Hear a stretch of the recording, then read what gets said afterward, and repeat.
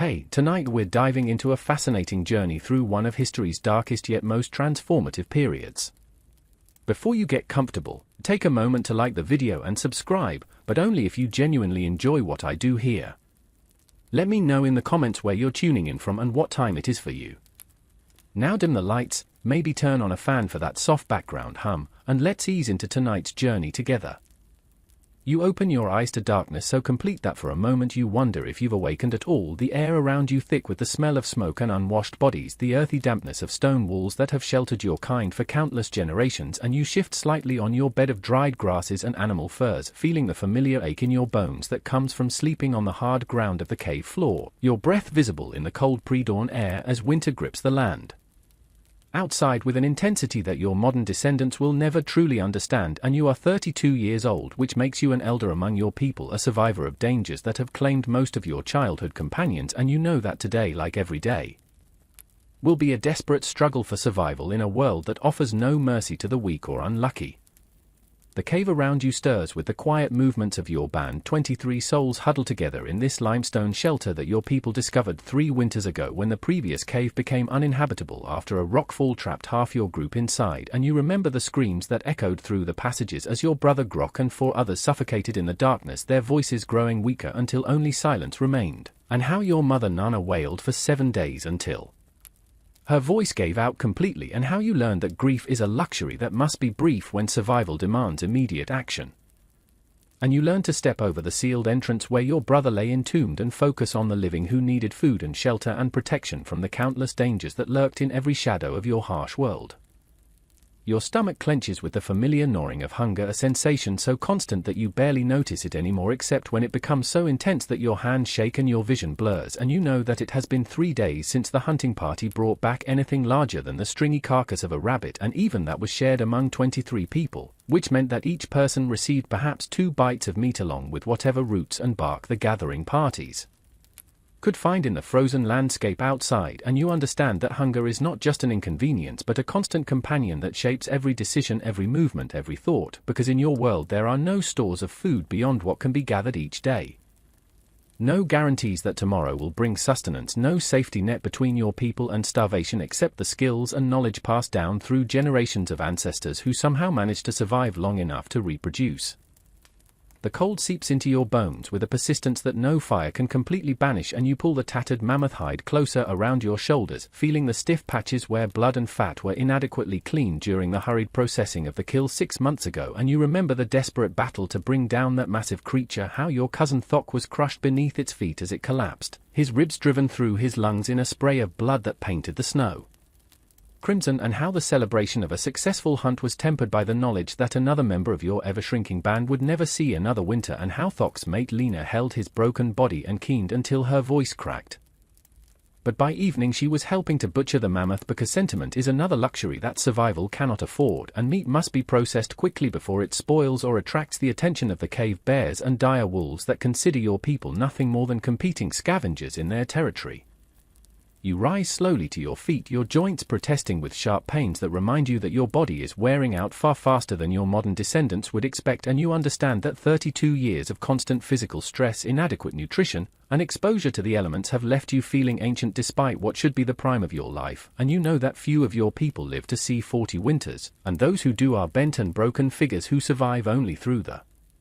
charity of younger relatives who may themselves not survive the next harsh season. And you have seen too many elders abandoned on distant hunting grounds when the band could no longer afford to feed mouths that could not contribute to survival. And you try not to think about what will happen to you when your strength finally fails and you become a burden that your people cannot bear.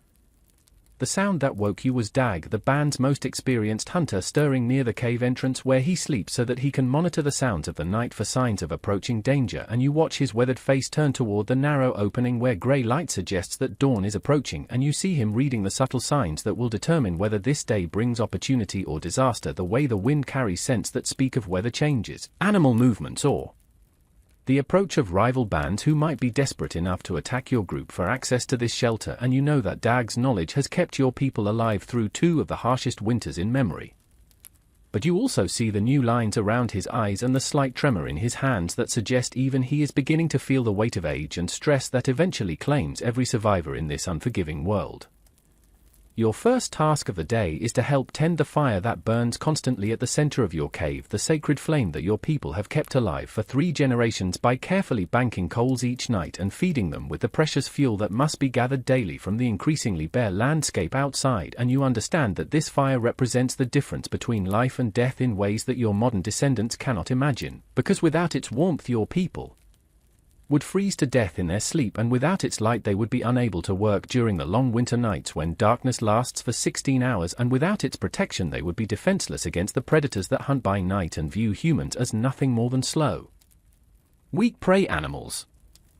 You carefully add small pieces of dried wood to the glowing coals, watching as the flames dance higher and cast flickering shadows on the cave walls that are decorated with the paintings your people have created over the years, images of mammoth and bison and the successful hunts that provided brief periods of abundance in lives otherwise marked by constant scarcity. And you remember learning to mix pigments from ochre and charcoal under the guidance of Old Moore, the band storyteller and keeper of traditions, who died last winter when a fever burned through her lungs and left her gasping for breath that would not come. And how her death took with it countless stories and songs and the accumulated wisdom of someone who had lived through 43 winters and remembered times when the herds were larger and the winters less harsh and your people numbered in the hundreds rather than the few dozen scattered bands that now struggle to survive in an increasingly hostile world.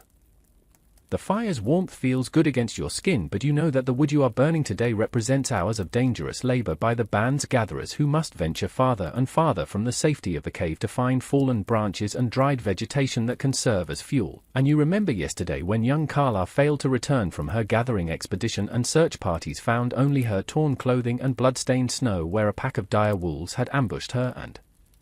how her mother Fira collapsed when she saw the scraps of hide that had once been her daughter's winter garment. And how the band spent the night in mourning but could spare only one day for grief because survival requires that the living focus on the tasks that keep them alive rather than dwelling on the dead who can no longer contribute to the group's welfare. You begin your morning routine of checking your few possessions, the handcrafted tools that represent your only protection against a world that seems designed to kill anything weak or unprepared, and you examine your spear carved from the thigh bone of an aurochs and tipped with a carefully knapped flint point that took you weeks to shape properly, and you test the binding that holds the point to the shaft, knowing that a loose spear tip during a crucial hunt could mean the difference between eating and starvation, between successfully defending yourself and becoming food for the predators that constantly circle your band looking for signs of weakness. And you remember the painstaking process of learning to knap flint under the guidance of Brock, the band's master toolmaker,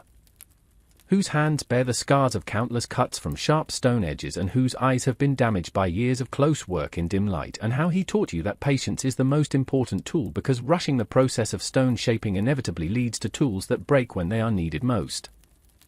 Your clothing, such as it is, consists of layers of animal hides that have been crudely sewn together with sinew and plant fibers, and you check the seams and patches that hold these garments together, knowing that a torn cloak or damaged foot covering could expose you to frostbite that might cost you fingers or toes or even your life if infection sets in. And you remember learning to prepare hides from your Aunt Gala, who spent days working each skin with stone tools to remove every scrap of flesh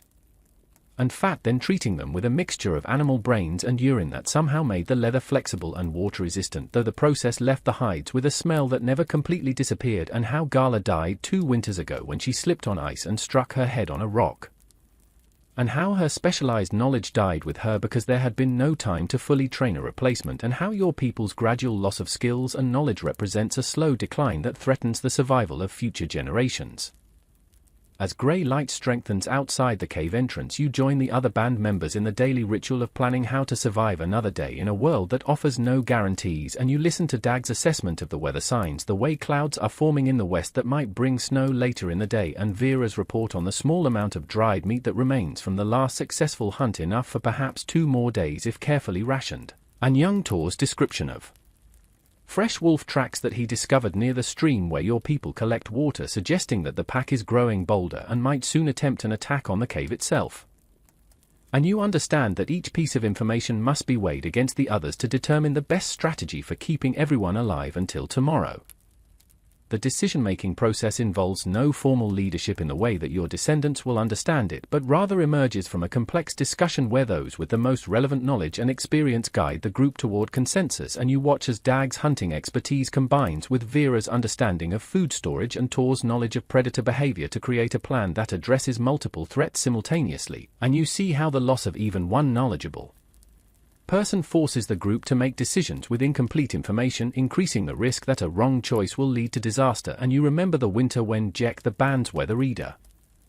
died in a hunting accident and your people were caught unprepared by a blizzard that killed 3 more band members and cost 2 others their feet to frostbite because no one else could interpret the subtle signs that Jack had used to predict dangerous storms. Your role in today's survival effort involves joining a small hunting party that will search for any game that might have survived the harsh winter, and you know that the chances of success are minimal because most animals have either migrated to warmer areas or died from the cold and lack of food, but you also understand that even a small rabbit or a few birds could provide crucial nutrition for your people, and the alternative to hunting is sitting in the cave and slowly starving while waiting for spring to bring the return of the herds that may or may not survive the winter in their distant feeding grounds. And you remember the winter 3 years ago when no large game returned and your band was reduced to eating leather bark, and eventually the bodies of those who died from hunger. And how that experience taught you that there are no moral absolutes when survival is at stake, only the harsh arithmetic of calories consumed versus calories expended, and the knowledge that sentiment is a luxury that the dying cannot afford. The preparation for hunting involves checking and maintaining the crude weapons that your people have crafted from stone, bone, and wood, and you examine your hunting spear for signs of damage, testing the sharpness of the flint point and the strength of the wooden shaft, and you practice the throwing motion that you have repeated thousands of times since childhood, knowing that accuracy and power must be perfect because you will rarely get more than one chance to strike a target. And you remember learning to hunt from your father Gron, who taught you to read animal tracks in snow and mud, to understand the behavior patterns of different species, to move silently through terrain that seems designed to betray your presence with every step.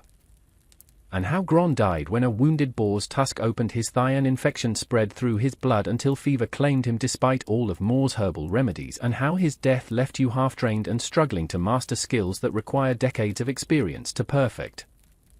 The hunting party consists of yourself, Dag, young Tor, and Kel, whose right arm was mangled by a cave bear last summer but who still possesses enough strength to use a spear with his left hand, and you understand that 4 hunters represents a significant portion of your band's remaining able-bodied adults, and that if something happens to this hunting party the survival prospects for the rest of your people will be severely compromised. But you also know that without fresh meat the band will slowly weaken until they become easy prey for predators or rival humans who are equally desperate for resources. And you remember the winter when your band was too weak from hunger to defend themselves and lost their cave to a larger group that had been more successful at hunting. And how 7 of your people died during the brutal journey to find new shelter, including 3 children who simply could not keep up with the pace required to stay ahead of the wolves that followed the refugees. The morning air outside the cave strikes your face like a physical blow, cold enough to make your eyes water and your lungs ache with each breath, and you pull your fur cloak tighter around your shoulders as you survey the winter landscape that stretches endlessly in all directions, a world of white snow broken by scattered stands of bare trees and the distant shapes of hills that might hide game or predators or rival bands, or simply more empty wasteland where nothing edible has survived the harsh season. And you understand that your people are tiny specks in a vast wilderness that does not care whether they live or die, and that their survival depends entirely on their own knowledge, skills, and ability to work together in the face of overwhelming odds. And you feel the weight of responsibility that comes with being one of the band's hunters, knowing that your success or failure today might determine whether children go to sleep with food in their bellies or crying from hunger that you cannot relieve. The snow crunches under your feet with a sound that seems impossibly loud in the silence of the winter forest, and you know that this noise will alert any prey animals to your presence long before you can get close enough for a successful attack. But you also understand that avoiding the snow would require walking on bare rock or ice that might cause you to slip and injure yourself, and an injured hunter becomes a burden that your band cannot afford, so you accept the noise as one of many compromises that survival requires. And you remember learning from your father that hunting in winter is as much about persistence and luck as it is about skill. Because even the most experienced hunter can spend days without finding prey, while a beginner might stumble across a wounded animal that provides easy killing, and how this randomness makes survival feel like a game of chance where the stakes are always life and death. You follow Dag as he leads the hunting party along the frozen stream that provides your band with water, looking for any signs of animals that might have come to drink despite the risk of being caught in the open by predators, and you watch him examine the ice for cracks that might indicate where water still flows beneath the surface, because running water attracts game even in the depths of winter, and you see him pause to study marks in the snow that might be tracks or might simply be depressions caused by falling ice or shifting wind, and you understand that his ability to read these subtle signs represents decades of accumulated experience that cannot be taught quickly or easily, and you worry about what will happen to your band when Dag becomes too old or injured to hunt, because there is no one else who possesses his level of knowledge and skill. And you remember the stories old Moore used to tell about bands that died out completely when their last experienced hunter was killed or disabled, leaving the survivors to starve slowly while looking at animal tracks they could not interpret. The silence of the winter forest is broken only by the distant cry of a hawk circling overhead, and you wonder if the bird might lead you to carrion that could provide your band with desperately needed protein, and you watch as Dag changes direction to follow the hawk's flight pattern, understanding that scavenging is often more reliable than hunting in winter conditions, because even if you cannot bring down fresh game, you might find the remains of animals that died from cold or injury or predation by creatures too dangerous for your small hunting party to confront directly. And you remember the winter when your band survived for 2 weeks on the frozen carcass of a mammoth that had fallen through ice and drowned, and how the meat was partially spoiled and made several people sick, but it still provided enough nutrition to keep everyone alive until fresh hunting opportunities appeared, and how you learned that survival sometimes requires eating things that would be considered disgusting or dangerous under normal circumstances.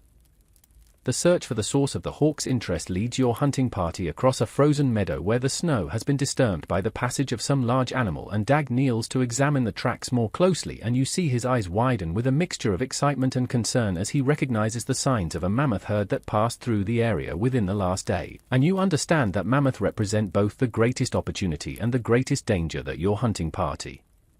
might encounter, because a successful mammoth kill could feed your band for months, but attempting to attack such massive and dangerous creatures with only 4 hunters and primitive weapons would be suicidal. And you remember the hunting accident that killed your cousin Thok, and how his death reminded everyone that even experienced hunters can be crushed like insects when they underestimate the power and speed of the giant creatures they are trying to kill. The decision about whether to follow the mammoth tracks becomes a complex calculation that weighs potential rewards against almost certain disaster, and you watch as Dag studies the depth and spacing of the footprints to determine how many animals are in the herd and whether they include young mammoths that might be separated from the adults and attacked with some hope of success. And you understand that even a young mammoth is far larger and more dangerous than any creature your small hunting party could hope to kill, but you also know that your band's desperate need for food might justify taking risks that would be unthinkable under normal circumstances. And you remember the stories of legendary hunts when entire tribes worked together to drive mammoth herds over cliffs or into bogs where the massive creatures could be killed safely, but your band lacks the numbers and organization required for such elaborate hunting strategies. The tracks lead deeper into the forest, where the canopy of bare branches provides some protection from the wind but also creates shadows and hiding places where predators might be waiting to ambush unwary hunters, and you feel your heart rate increase as you realize that following the mammoth trail is taking your hunting party farther from the safety of your cave and into territory that might be claimed by rival bands or dangerous animals. And you remember the hunting expedition 2 years ago, when a party of 5 hunters failed to return and search parties found only scattered bones and torn equipment where dire wolves had ambushed them, and how the loss of those hunters severely weakened your band and contributed to the deaths of several children and elders who could no longer be adequately protected and fed. And you understand that every step away from your cave increases the risk not just to your hunting party but to the entire band whose survival depends on your safe return. The mammoth tracks suddenly veer toward a rocky outcropping where the ground is too hard to show clear footprints, and Dag spends long minutes searching for signs of which direction the herd continued, and you see the frustration in his eyes as he realizes that the trail has gone cold, and you understand that this represents the kind of setback that can turn a promising hunting expedition into a waste of precious time and energy, and you know that your hunting party has only a few hours of daylight remaining before they must begin the dangerous journey back to the cave, because traveling at night in winter conditions would be suicide even for experienced hunters. And you remember the winter when Jack and Bron tried to continue hunting after dark and were found the next morning frozen to death in a snowdrift, their bodies still clutching their spears in hands that had become too numb to use their weapons effectively.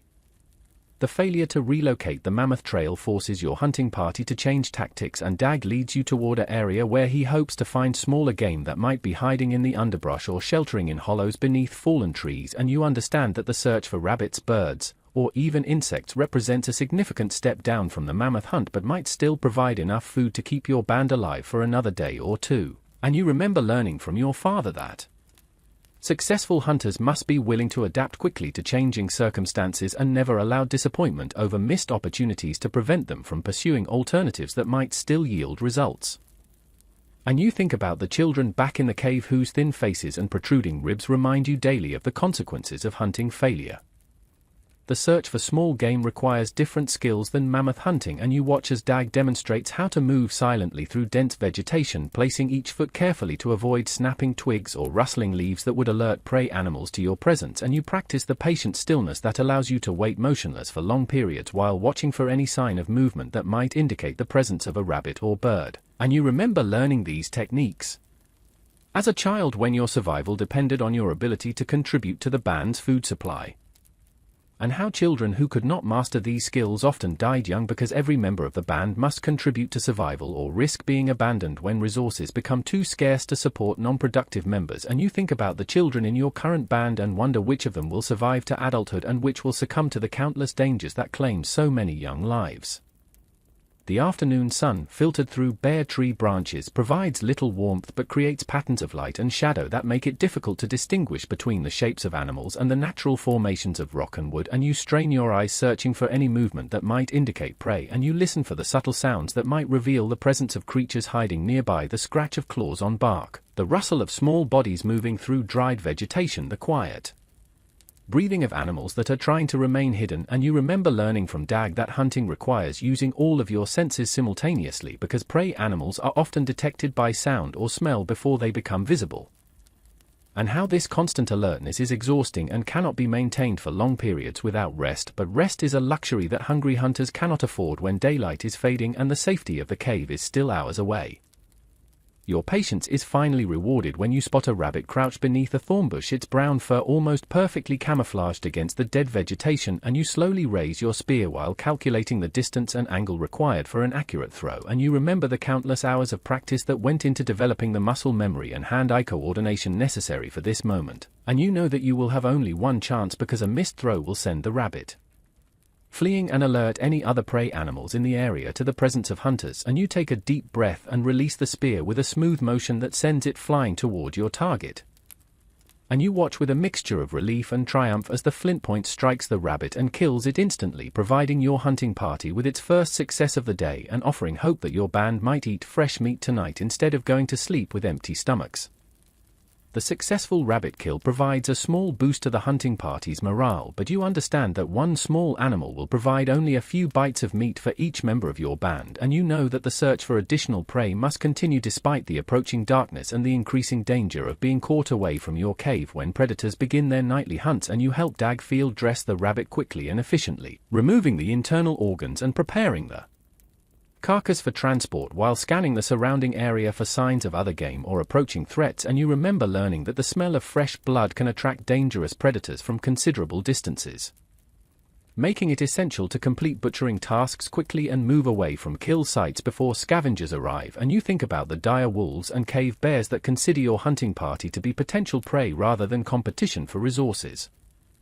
The return journey to your cave becomes increasingly urgent as shadows lengthen and the temperature begins to drop with the setting sun, and you follow Dag as he leads the hunting party along a route that balances speed against safety, avoiding areas where ice might cause dangerous falls while staying alert for signs of predators that hunt in the twilight hours between day and night. And you carry your share of the day's meager harvest while maintaining readiness to use your spear if the party is attacked. And you remember the winter evening when a hunting party was caught in the open by a pack of dire wolves and only 2 of the 6 hunters survived the attack, and how their screams could be heard from the cave until the sounds were abruptly cut off. And how the survivors who reached safety bore terrible wounds that took months to heal and left them permanently disabled. And you understand that every moment spent away from your cave after dark increases the risk of becoming prey for creatures that are faster, stronger, and better adapted to night hunting than any human. The familiar landmarks that guide your way back to the cave are becoming difficult to distinguish in the fading light, and you see Dag pause frequently to check his bearings and ensure that the hunting party has not strayed from the safest route home, and you understand that getting lost in winter darkness would be a death sentence for your entire group because the cold alone would kill you long before dawn brought enough light to find your way. And you remember the stories of hunting parties that became disoriented in blizzards and wandered in circles until they collapsed from exhaustion and froze to death within sight of safety. And you think about the people waiting in your cave who depend on your safe return not just for the food you carry but for the knowledge that their hunters are still alive and capable of providing for the band's survival. The first sight of smoke rising from your cave entrance fills you with relief that is almost overwhelming because that thin grey column represents warmth, safety, and the presence of your people who have managed to survive another day in their ongoing battle against extinction. And you quicken your pace despite your exhaustion because you know that everyone in the band will be anxiously waiting to learn whether the hunting party was successful and whether fresh meat will supplement tonight's meager rations. And you think about the children whose eyes light up when hunters return with food and whose faces fall when the party comes back empty-handed, and you remember learning that the emotional well-being of the band depends as much on hope and success as it does on actual nutrition. Because people who lose faith in their ability to survive often give up fighting for life even when death is not immediately inevitable. The entry into your cave brings you back into the world of flickering firelight and familiar smells, the smoke and body odor and cooking food that define the boundaries of your people's existence, and you see the faces of your band members as they gather around to examine the day's hunting results, and you watch their expressions change from hope to disappointment as they realize that one small rabbit represents the entire harvest from a full day's effort by four experienced hunters. And you understand that this reaction reflects not ingratitude but the harsh mathematics of survival that governs every aspect of your people's lives. And you know that tonight's meal will leave everyone still hungry, and that tomorrow's hunting expedition must be more successful if your band is going to survive the remaining weeks of winter. The process of preparing and distributing the rabbit meat becomes a careful ritual that ensures every member of the band receives a fair share while maximizing the nutritional value of the limited resources. And you watch as Vera, the band's most experienced food preparer, cuts the small carcass into pieces that will be combined with roots and bark to create a thin stew that will provide some nutrition for everyone. And you understand that this method of preparation allows the meat to be stretched as far as possible while ensuring that every scrap of fat and protein is utilized. And you remember learning that wasting food is not just foolish but potentially fatal because there is no guarantee that tomorrow will bring additional hunting success. And you think about the many winters when your people survived on meals that were barely more substantial than flavored water but provided enough calories to maintain life until better hunting opportunities appeared.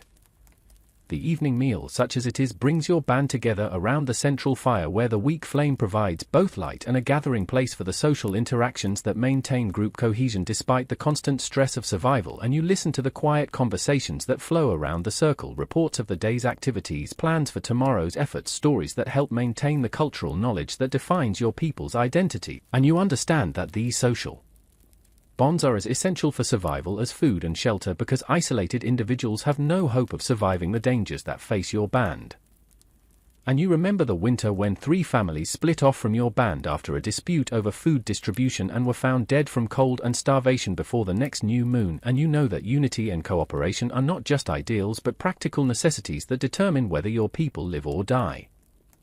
Your own contribution to the evening's conversation involves describing the mammoth tracks that your hunting party discovered and the decision not to follow them because of the obvious dangers. And you see the mixture of disappointment and relief in your people's faces as they understand that a mammoth hunt could have provided abundant food but would likely have resulted in the death of most or all of the hunters. And you listen to Dag's more detailed analysis of the tracks and his assessment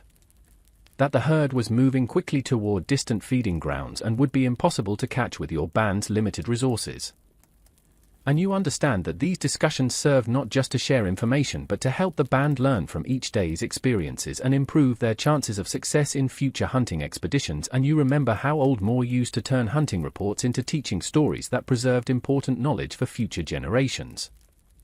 The firelight creates dancing shadows on the cave walls where your people's paintings record the history of successful hunts and important events, and you study the images of mammoth and bison and aurochs that represent times when hunting was more successful and food was more abundant. And you wonder if your children will ever see the return of the great herds or if they are destined to live in a world where animals become increasingly scarce and survival becomes even more difficult than it is today, and you remember the stories your grandfather used to tell about times when mammoth herds darkened the horizon and hunting parties returned with more meat than the band could consume. And you understand that those stories might be exaggerations created by memory and hope rather than accurate descriptions of past abundance, but they still provide comfort during the darkest moments when survival seems impossible. The night sounds that filter into your cave through the narrow entrance create a constant reminder of the dangers that lurk outside your small circle of light and warmth: the howls of dire wolves hunting in packs, the roars of cave bears defending their territory, the strange calls of creatures that your people cannot identify but know to fear. And you understand that the darkness beyond your fire represents a world where humans are not the dominant species but rather struggling competitors for resources that are claimed by creatures better adapted to survival in this harsh environment. And you remember the nights when predators attempted to enter your cave and were driven back only by the combined efforts of your entire band wielding burning branches and shouting at the top of their lungs. And you know that your people's survival depends on maintaining vigilance throughout the night when most dangerous hunting occurs. The gradual settling of your band into sleep positions around the fire marks the end of another day survived and the beginning of another night when dreams might provide temporary escape from the harsh realities of your existence. And you arrange your meager bedding of hides and dried grass while listening to the breathing patterns of your people as they drift toward sleep. And you think about the babies and young children whose small bodies require more warmth than the adults but who must share the same inadequate bedding and limited space near the fire. And you remember the winters when infants died from cold despite their parents' best efforts to keep them warm. And you understand that reproduction is both essential for your people's survival and tragically difficult because so many children die before reaching an age where they can contribute to the band's welfare. Your own sleep, when it finally comes, is fitful and interrupted by the sounds of the night and the discomfort of your hard bed and the nagging hunger that never completely disappears. And you dream of successful hunts and abundant food and times when your people numbered in the hundreds and could defend themselves against any threat, but you wake frequently to check the fire and listen for danger and reassure yourself that your band has survived another night. And you understand that sleep is never complete rest but rather a series of brief periods of unconsciousness interrupted by the vigilance that survival requires. And you remember learning that successful hunters must be alert even while sleeping because predators often attack in the hour before dawn when human awareness is at its lowest point. The cycles of sleep and waking that mark the passage of night eventually give way to the grey light of another dawn, and you begin another day with the same challenges and dangers that faced you yesterday, the same desperate search for food and fuel and safety that has defined your people's existence for as long as anyone can remember. And you understand that this daily struggle for survival will continue until death claims you or your band finally succumbs to the accumulated pressures of hunger, cold, disease and violence that threaten every moment of your existence. And you think about the children who will inherit this harsh world and wonder if they will find ways to make survival easier or if they too will spend their brief lives in constant battle against extinction. And you remember the stories of other bands that simply disappeared when their last members died without reproducing or passed on their knowledge to the next generation. The morning routine of checking the fire and preparing for another day of hunting and gathering begins again with the same rituals and conversations that have marked every dawn since your people first took shelter in this cave. And you understand that this repetition provides stability and continuity in lives that are otherwise marked by constant uncertainty and change. And you watch as the band members take on their assigned roles with the automatic precision of people whose survival depends on efficient cooperation, and you see how the loss of even one person disrupts the careful balance of skills and responsibilities that keeps your people alive. And you remember learning that tradition and routine are not obstacles to progress but rather the accumulated wisdom of generations who discovered through trial and error the practices that offer the best chance of survival in an unforgiving world. Your preparation for another day of hunting involves the same careful inspection of weapons and equipment that preceded yesterday's expedition, and you test the binding on your spear point and check your clothing for damage that might compromise your protection against the cold. And you eat your small portion of the morning meal while listening to Dag's assessment of today's weather and hunting prospects. And you understand that each day's expedition represents a new opportunity for success or failure with consequences that could affect your entire band's survival. And you remember the superstitions and rituals that your people perform before important hunts, not because they believe in magic but because these practices help maintain confidence and group cohesion when facing overwhelming odds. And you think about the psychological strength that enables humans to continue fighting for survival even when logic suggests that their efforts are futile. The decision about today's hunting strategy takes into account yesterday's discoveries and the changing weather conditions that might affect animal behavior, and you listen as Dag proposes following a different route that might intersect with the migration paths of smaller game animals that could provide your band with more reliable hunting opportunities than the dangerous pursuit of large creatures like mammoth, and you understand that successful hunting in winter requires adapting strategies to match the available prey rather than pursuing idealized scenarios that might result in impressive kills but could also lead to the death of irreplaceable hunters. And you remember the winter when your band's previous leader insisted on attacking a cave bear that had taken shelter near your water source, and how 3 hunters died in the resulting battle while the bear escaped wounded but alive, and how the disaster taught your people that courage without wisdom is simply another form of suicide. And you think about the delicate balance between taking necessary risks and avoiding foolish gambles that could destroy your band's chances of surviving until spring brings the return of migrating herds and more abundant food sources. The morning air outside your cave carries the scent of approaching weather changes, a metallic smell that Dag recognizes as the warning sign of an incoming storm, and you understand that this development will affect not only today's hunting plans but also your band's ability to gather fuel and water for the next several days. And you watch as the hunting party quickly reorganizes their strategy to focus on areas that might provide both game animals and natural shelter where hunters could wait out dangerous weather, and you remember learning that successful survival requires constantly adjusting plans based on changing conditions rather than rigidly following predetermined strategies that might become deadly when circumstances change. And you think about the hunting parties that died because they refused to abandon their original plans when storms made travel impossible, and how their frozen bodies served as warnings about the importance of flexibility in a world where stubbornness often leads to death. The route that Dag selects for today's hunt takes your party toward a series of rocky overhangs where animals might seek shelter during storms and where your hunters could find protection if the weather deteriorates faster than expected. And you follow his lead through terrain that offers better concealment than yesterday's open meadows but also presents new challenges in the form of loose rocks that could cause dangerous falls and narrow passages where a single hunter's injury could trap the entire party. And you understand that every hunting expedition involves calculated risks that must be weighed against potential rewards, and you remember the expedition last winter when Locke twisted his ankle in similar terrain and had to be carried back to the cave by his companions, leaving them unable to hunt effectively and forcing the band to survive on stored food that was already dangerously low. And you think about how a single accident could doom your entire band by removing essential hunters from the struggle for survival. The careful progress through the rocky terrain requires constant attention to foot placement and hand holds, and you feel the strain in your muscles as you navigate obstacles that would be challenging even for a well-fed and rested person. And you understand that your current state of chronic hunger and exhaustion makes every physical challenge significantly more dangerous because your body lacks the reserves needed to recover from mistakes or injuries. And you watch the other members of your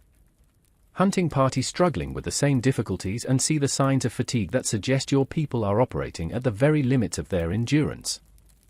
And you remember the gradual decline in physical capabilities that marks the progression of a hard winter, and how bands that begin the cold season in poor condition rarely survive to see spring. And you think about the children back in your cave whose future depends on your ability to maintain hunting effectiveness despite the accumulated stress of months without adequate food. The search for animal tracks in the rocky terrain requires different skills than tracking in snow or soft earth, and you watch as Dag examines subtle signs like displaced pebbles, scratch marks on stone surfaces, and small deposits of dung that indicate the recent passage of potential prey animals. And you understand that this knowledge represents years of accumulated experience that cannot be learned quickly or easily. And you worry about what will happen to your band when the older hunters like Dag become too weak or injured to continue sharing their expertise. And you remember the gradual loss of knowledge that occurs when experienced people die before they can fully train replacements, and how this erosion of skills makes survival increasingly difficult for each generation. And you think about the hunting techniques that have already been lost because the people who understood them died during recent hard winters. The discovery of fresh deer tracks in a sheltered valley provides the first promising hunting opportunity your party has encountered, and you feel your heart rate increase as you realize that a successful deer kill could provide your band with enough meat to last for several days. But you also understand that deer are intelligent and alert animals that require careful stalking and precise spear work to bring down. And you remember the many failed deer hunts you have participated in, and how the disappointment of a missed opportunity can be even harder to bear than the simple absence of prey. And you watch as Dag studies the tracks to determine how many animals are in the group and which direction they are traveling. And you understand that this analysis will determine whether your hunting party attempts an immediate pursuit or tries to predict where the deer might be found later in the day. The decision to follow the deer tracks immediately rather than trying to intercept them later reflects DAG's assessment that the approaching storm makes it essential to take advantage of any hunting opportunity while weather conditions still permit travel, and you understand that this choice commits your hunting party to a pursuit that might take them far from the safety of your cave and into territory where they could be trapped by the storm. But you also know that the alternative is returning empty-handed again and watching your people weaken further from hunger. And you remember the winter when your band became so weak from lack of food that they could no longer mount effective hunting expeditions and entered a downward spiral that ended only when a lucky encounter with an injured mammoth provided enough meat to restore their strength. And you think about how close your current band is to reaching that same point of desperation where survival becomes a matter of luck rather than skill. The careful stalking of the deer herd requires your hunting party to move with exaggerated stealth through terrain that seems designed to betray their presence, and you place each foot carefully to avoid dislodging rocks or stepping on dry vegetation that would create noise, and you coordinate your movements with the other hunters using hand signals that allow communication without speech, and you understand that deer possess senses far superior to human capabilities and will detect the slightest mistake in stalking technique, and you remember learning that successful hunting requires patience that can be maintained for hours while moving forward only a few steps at a time. And you think about the psychological pressure of knowing that your people's survival might depend on your ability to remain perfectly silent and motionless for extended periods while fighting the fatigue and hunger that make concentration increasingly difficult. The first sight of the deer herd grazing in a small meadow fills you with both excitement and anxiety because you understand that these animals represent the difference between eating and starving for your band, but you also know that the margin for error in attacking them is essentially zero, and you watch as DAG positions the hunting party to surround the herd and cut off their most likely escape routes, and you understand that this coordinated approach requires split-second timing and perfect execution by all four hunters. And you remember the deer hunt 2 years ago when poor coordination allowed the entire herd to escape and left your hunting party with nothing to show for a full day's effort. And you think about the faces of your people when they realized that another hunting expedition had failed and that their hopes for fresh meat would have to wait for another day. The attack on the deer herd unfolds with explosive suddenness as four hunters simultaneously emerge from concealment and hurl their spears at the closest animals, and you feel time slow as you watch your spear fly toward a young buck whose antlers are just beginning to develop, and you see the flint point strike the animal behind the front leg where it might penetrate to vital organs. And you watch the deer stagger but remain standing as the rest of the herd erupts into panicked flight, and you understand that a wounded but mobile deer represents a tracking challenge that could consume the rest of the day without guaranteeing a successful kill. And you remember learning that injured animals often find strength they didn't know they possessed and can travel remarkable distances before finally collapsing, and you think about the possibility that your hunting party might have to choose between abandoning a wounded animal and pursuing it into dangerous territory where the approaching storm could trap them far from safety.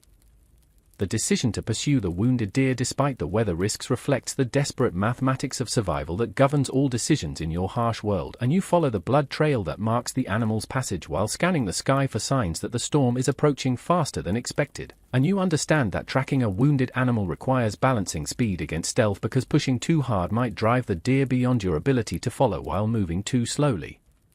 might allow it to recover and escape. And you remember the frustrating hunts when wounded animals simply disappeared into terrain too difficult for human pursuit, leaving hunters with nothing but the knowledge that they had come close to success. And you think about how these near misses are sometimes harder to bear than complete failures because they highlight how narrow the margin is between survival and starvation. The blood trail leads your hunting party through increasingly difficult terrain where loose rocks and hidden crevices make every step potentially dangerous, and you see that the wounded deer is heading toward an area of dense forest where tracking will become nearly impossible and where predators might be attracted by the scent of blood. And you understand that your hunting party is approaching the point where they must decide whether to continue the pursuit or abandon the wounded animal and return to the safety of your cave. And you remember the stories of hunting parties that became lost while following wounded prey and were never seen again. And you think about the balance between determination and wisdom that determines whether hunters return home with food or become additional casualties in the ongoing struggle for survival. And you watch Dag's face as he weighs these considerations and prepares to make a decision that could affect your entire band's future. The wounded deer's trail suddenly ends at the edge of a steep ravine where the animal apparently fell or jumped to escape its pursuers, and you peer over the edge to see the deer's body lying motionless on the rocks below, and you understand that recovering the carcass will require a dangerous descent that could result in serious injury or death for anyone who attempts it. But you also know that abandoning the meat would be a devastating waste of your hunting party's efforts and your band's desperate need for food, and you watch as Dag studies the ravine walls looking for a route that might allow safe access to the deer. And you remember the hunting accident 3 years ago when Bex fell into a similar ravine while trying to recover a killed animal and suffered injuries that left him permanently disabled, and you think about the cruel irony of a successful hunt that becomes a disaster because the prey dies in an inaccessible location. The descent into the ravine requires skills and equipment that your hunting party doesn't possess, but the desperate need for meat drives you to attempt the recovery using improvised techniques and maximum caution, and you watch as Dag fashions a crude rope from the leather strips that bind his clothing and uses it to lower himself partway down the ravine wall while the other hunters hold the improvised lifeline, and you understand that this desperate expedient represents exactly the kind of risk that survival sometimes requires despite the obvious danger to essential personnel, and you remember learning that successful hunters must be willing to take calculated risks while avoiding the kind of reckless behavior that gets people killed unnecessarily. And you think about the fine line between courage and foolishness that determines whether risky decisions lead to survival or disaster, and you feel your hands shake as you help control the leather rope that represents Dag's only protection against a fall that would certainly kill him and leave your hunting party without its most experienced member. The successful recovery of the deer carcass provides your hunting party with the first major success in weeks, but the dangerous descent and ascent required to retrieve the meat exhausts your already limited energy reserves and consumes precious daylight that leaves little margin for the return journey to your cave, and you help process the deer quickly to remove the maximum amount of usable meat while discarding parts that would be too heavy to carry, and you understand that field butchering represents another specialized skill that requires knowledge of anatomy and butchering techniques that maximize the recovery of protein and fat while minimizing the weight that must be transported. And you remember learning that even successful hunts can become disasters if the meat is processed incorrectly or if hunters become careless during the excitement of a kill, and you think about the precious time being consumed by necessary tasks while storm clouds continue to build overhead and the distance back to your cave remains dangerously long for hunters carrying heavy loads of meat. The return journey with the deer meat becomes a race against time and weather as your hunting party struggles to cover the distance to your cave before the approaching storm makes travel impossible, and you carry your share of the butchered meat while maintaining readiness to defend the kill from scavengers who might be attracted by the smell of fresh blood. And you understand that success in hunting often creates new dangers as the scent of meat draws the attention of predators who view your small party as competitors for valuable resources, and you remember the hunting party that was attacked by a pack of dire wolves while carrying fresh meat and how only one hunter survived to tell the story of how his companions were torn apart while trying to protect their kill. And you think about the irony that successful hunting can make hunters more vulnerable to attack because loaded down with meat they cannot move as quickly or fight as effectively as when they travel light, and you feel the weight of responsibility that comes with carrying food that could keep your band alive for several more days if you can successfully transport it to safety. The first snowflakes that begin falling as your hunting party struggles through the final miles to your cave create additional urgency because you understand that heavy snow will make the final approach to your shelter extremely difficult and potentially impossible if the storm intensifies quickly, and you push forward despite your exhaustion because you know that being caught in the open during a blizzard would be fatal even for hunters carrying successful kills, and you remember the winter storm 2 years ago that lasted for 3 days and buried the landscape under snow so deep that your people could not leave their cave for a week. And how several band members died from cold during that period because the cave's narrow entrance allowed heat to escape and made it impossible to maintain adequate warmth for everyone. And you think about the people waiting in your cave who are depending on your safe return not just for the meat you carry but for the knowledge that their hunters are still alive and capable of providing for the band's survival.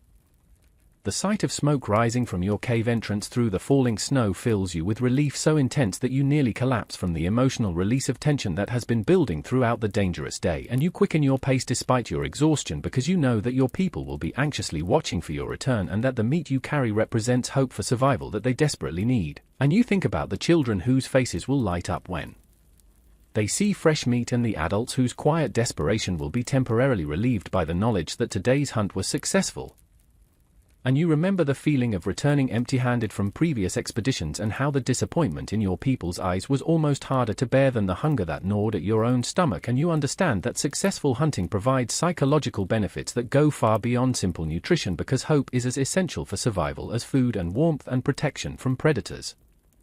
The entry into your cave with fresh meat triggers a celebration that reveals how desperately your people needed this success, and you watch as band members gather around to examine the deer carcass and begin the process of preparing it for cooking and preservation. And you see the smiles and tears of relief that accompany the realization that tonight's meal will include substantial protein and that there will be enough meat to provide nutrition for several more days, and you understand that these moments of abundance are precious and rare in lives otherwise marked by constant scarcity.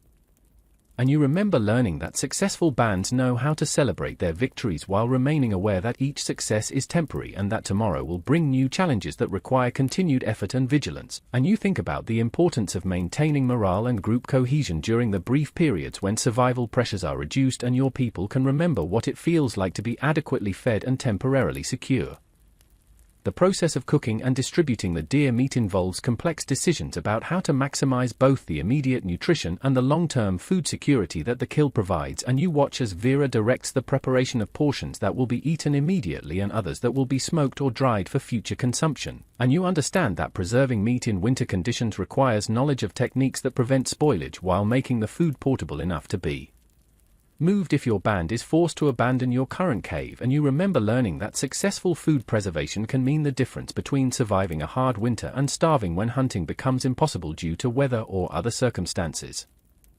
And you think about the balance between immediate gratification and long-term planning that governs all decisions about resource allocation in your harsh world where there is never enough of anything and every choice involves sacrifice. The evening meal that includes fresh deer meat creates an atmosphere of celebration and community that temporarily masks the harsh realities of your people's existence, and you sit around the fire listening to stories and songs that celebrate successful hunts while creating cultural bonds that help maintain group identity despite the constant pressures of survival. And you understand that these social rituals serve important psychological functions that go beyond simple entertainment because they remind your people of their shared heritage and common purpose. And you remember learning that bands with strong cultural traditions often survive longer than groups that focus only on immediate survival needs because shared identity provides motivation to continue fighting when individual strength fails. And you think about the stories and songs that will be created to commemorate today's successful hunt and how they will become part of the oral tradition that preserves important knowledge for future generations. The full stomachs and warm fire create conditions for the kind of extended conversation that is rare in your band's daily routine, and you listen to discussions about hunting strategies, weather predictions, and plans for surviving the remainder of winter, and you contribute your own observations about animal behavior and terrain features that might be useful in future expeditions. And you understand that these exchanges of information represent one of the most important activities your band engages in because shared knowledge increases everyone's chances of survival, and you remember how Old Moore used to facilitate these discussions and ensure that important information was preserved and transmitted to younger band members. And you think about the gradual loss of knowledge that occurs when experienced people die without fully sharing their expertise and how this erosion of collective wisdom makes survival increasingly difficult for subsequent generations. The topic of conversation gradually shifts to the long-term challenges facing your band as winter continues and food becomes increasingly scarce throughout your territory, and you listen to Dag's assessment that the deer kill, while providing temporary relief, does not solve the fundamental problem of declining game populations and increasingly difficult hunting conditions, and you understand that your people are caught in a gradual decline that could ultimately lead to the band's extinction if no solution can be found. And you remember the stories of other bands that simply disappeared when their last members died without successfully reproducing or were absorbed into larger groups after their numbers became too small to maintain independence. And you think about the children in your band whose future depends on your generation's ability to find sustainable solutions to the challenges that threaten your people's survival. The discussion of long-term survival strategies inevitably leads to the painful topic of whether your band should attempt to merge with other groups or relocate to territory that might offer better hunting opportunities, and you listen to arguments for and against abandoning your current cave and the familiar territory that your people know intimately, and you understand that these decisions involve enormous risks because traveling in winter conditions could kill weaker band members while Remaining in your current location might mean slowly starving as local resources become exhausted, and you remember the winter when your band was forced to abandon their previous cave and how several people died during the journey to find new shelter. And you think about the difficult balance between taking action to improve your situation and avoiding changes that might make things worse, and you see how the stress of making life or death decisions affects even the most experienced leaders in your band. The gradual settling of your people into sleep positions around the fire marks the end of a day that provided both success and sobering reminders of the challenges that lie ahead, and you arrange your bedding while thinking about the complex problems that face your band and the limited options available for addressing them. And you understand that tonight's full stomach and warm fire represent temporary reprieves from dangers that will return with tomorrow's dawn, and you remember learning that survival requires maintaining hope during good times while preparing for the hardships that inevitably follow. And you think about the cyclical nature of abundance and scarcity that governs life in your harsh world, and how successful people learn to store both resources and psychological strength during periods of plenty to sustain them through inevitable periods of want. Your sleep that night is deeper and more restful than you have experienced in weeks, because adequate food and successful hunting have temporarily reduced the anxiety that usually prevents complete rest, and you dream of abundant game and successful hunts and times when your people lived without the constant fear of starvation. But you also dream of the challenges that tomorrow will bring and the ongoing struggle to keep your band alive until spring returns with its promise of migrating herds and more abundant food sources, and you understand that even successful days are followed by new challenges that require continued effort and vigilance. And you remember learning that survival is not a problem that can be solved permanently, but rather an ongoing process that demands constant adaptation and never allows complete security or relaxation. The morning that follows your successful deer hunt begins with the same routines and challenges that mark every dawn in your harsh world, but the presence of preserved meat and the memory of yesterday's success provides psychological strength that makes the daily struggle seem more manageable, and you participate in the planning session that will determine today's activities while feeling more optimistic about your band's prospects than you have felt in weeks, and you understand that success creates momentum that can carry people through subsequent challenges if it is properly managed and not wasted through overconfidence or poor decision-making. And you remember learning that successful hunters and gatherers know how to build on their victories while remaining aware that each new day brings fresh dangers that require continued caution and preparation, and you think about the delicate balance between confidence and humility that characterizes the most successful survivors in your unforgiving world. The decision about today's activities reflects the improved situation created by yesterday's successful hunt and the need to take advantage of the temporary security that adequate food provides, and you listen to plans that include both continued hunting to build on yesterday's success and other essential activities like tool maintenance and fuel gathering that had to be postponed while your band focused on finding food. And you understand that survival requires balancing immediate needs against long-term requirements, and that periods of relative abundance provide opportunities to address problems that cannot be handled during crisis situations. And you remember the winter when your band became so focused on daily survival that they neglected essential maintenance activities and suffered equipment failures that made their situation much worse, and you think about the importance of using successful periods to strengthen your overall position rather than simply celebrating temporary victories. The weather conditions that greet you outside your cave suggest that yesterday's approaching storm has temporarily stalled, providing your people with another opportunity for outdoor activities before winter weather makes travel impossible, and you join a gathering expedition that will search for fuel and materials that can be used to improve your cave's comfort and security, and you understand that these activities represent investments in your band's long-term survival prospects rather than immediate responses to crisis situations, and you remember learning that successful groups use periods of relative stability to prepare for future challenges rather than simply enjoying temporary relief from immediate pressures. And you think about the difference between reactive survival strategies that respond only to immediate threats and proactive approaches that attempt to improve overall conditions and reduce future vulnerabilities.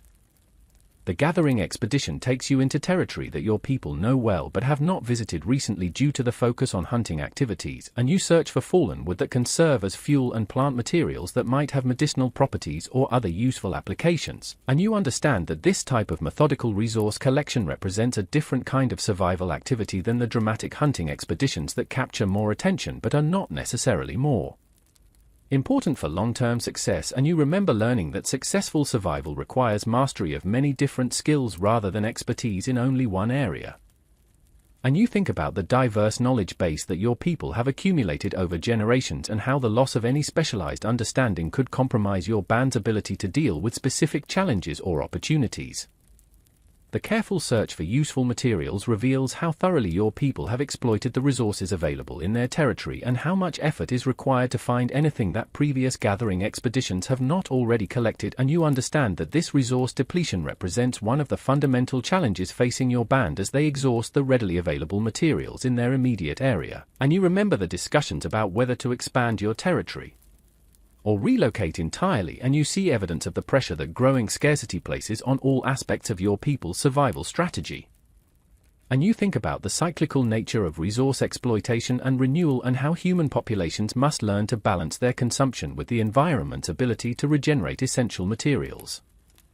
The discovery of a cache of materials hidden by your people during better times provides a reminder of the importance of planning and resource management in survival situations, and you help excavate tools and supplies that were stored against future need and then forgotten during the chaos of recent crisis situations. And you understand that this finding represents both good fortune and a failure of organizational systems that allowed valuable resources to be overlooked when they were desperately needed, and you remember learning that successful bands develop methods for tracking and managing their stored resources to ensure that emergency supplies are available when required.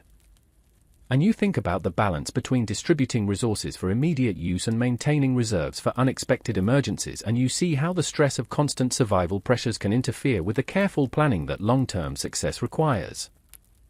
The afternoon activities include working on improvements to your cave that will make winter survival more comfortable and secure, and you participate in efforts to block air gaps that allow heat to escape and to organize storage areas more efficiently, and you understand that these seemingly minor improvements can make significant differences in your people's ability to survive extended periods of cold weather. And you remember the winter when poor cave organization led to the loss of essential